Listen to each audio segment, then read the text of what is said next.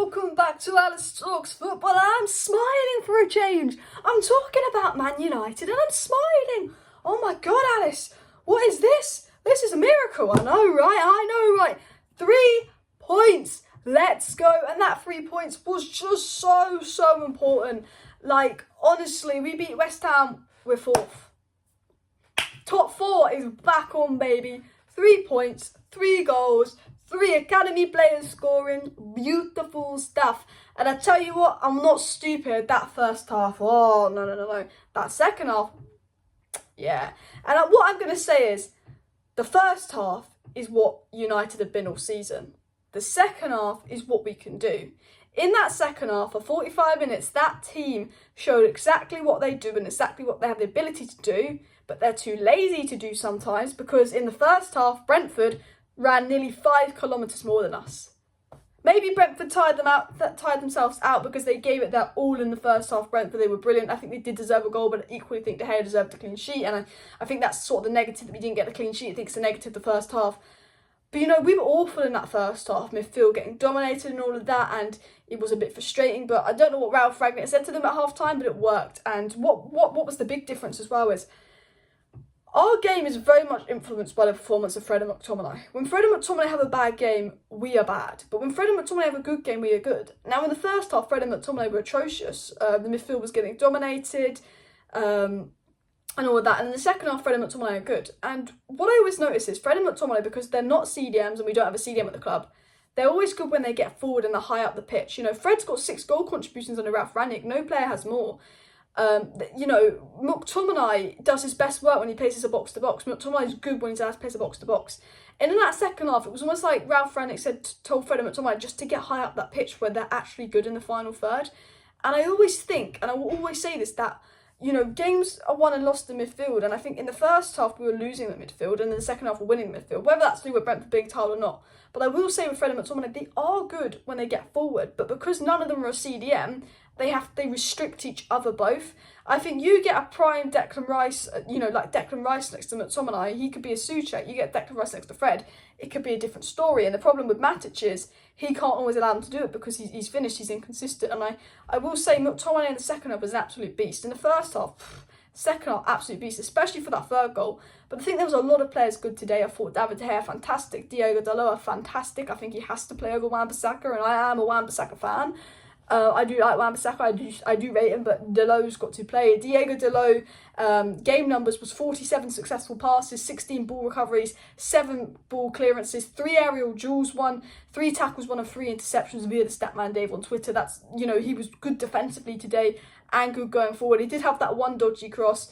I thought he was fantastic. Rafael Varane is probably becoming Manchester United's most underrated player.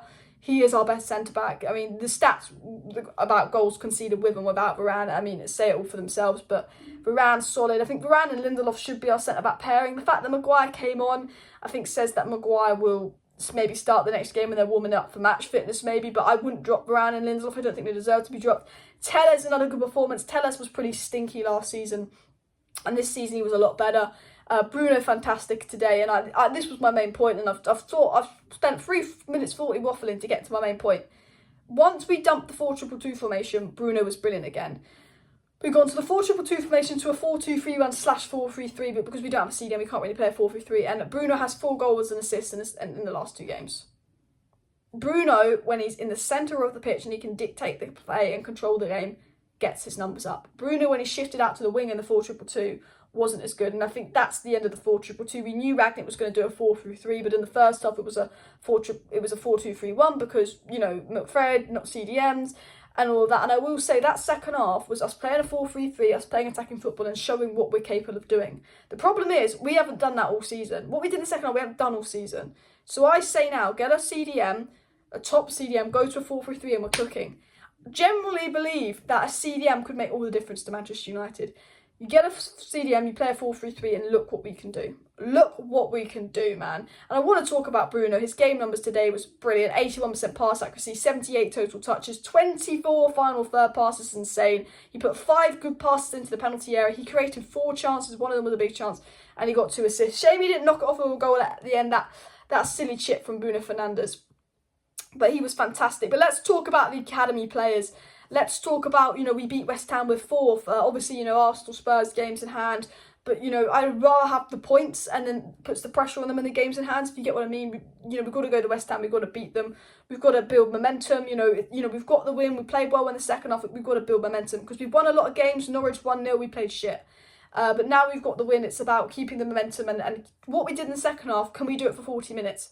Because what we did in the second half, we did for 40 minutes. You know, like we did a good 40 minutes versus Crystal Palace in the first half. We did a good 40 minutes versus Villa in the first half. We did a good 40 minutes in the second half. It's about, can we do that for 90 minutes? I think that's one of the most important things. But De Gea, brilliant. But I want to say ELANGA, what a fantastic goal. Anthony ELANGA is showing Lukaku levels. That touch, that goal, that finish. We needed to go 1-0 up. I thought we were going to nick it and win 1-0. And once we went 1-0 up, that meant that we could counter-attack Brentford. The game kind of fell into our hands. And you know, the second goal, the team goal, oh, Ronaldo contributes nothing, he just stands there and poaches goal. No, look at Ronaldo's involvement for the second goal, look at Bruno, look at GREENWOOD.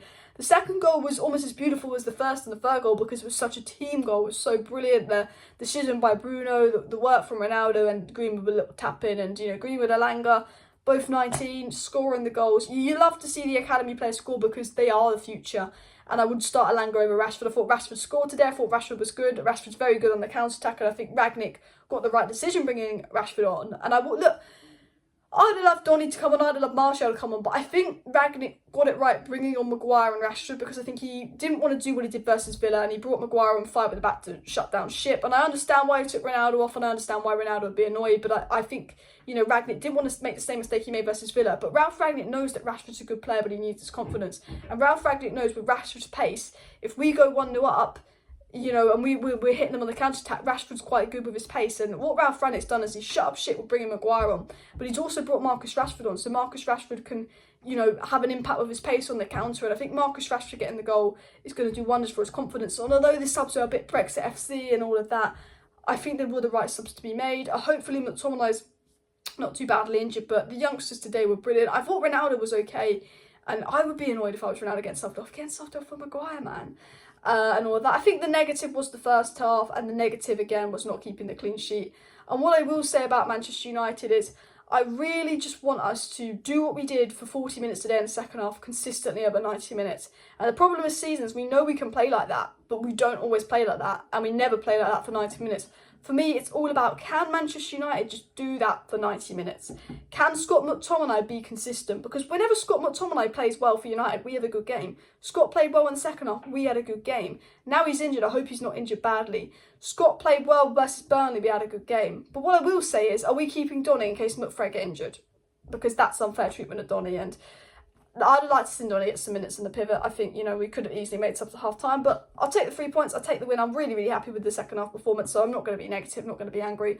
I will be doing a video tomorrow night, so make sure you subscribe for that. Like, subscribe, share. Thank you guys for watching. Bye. 3 points.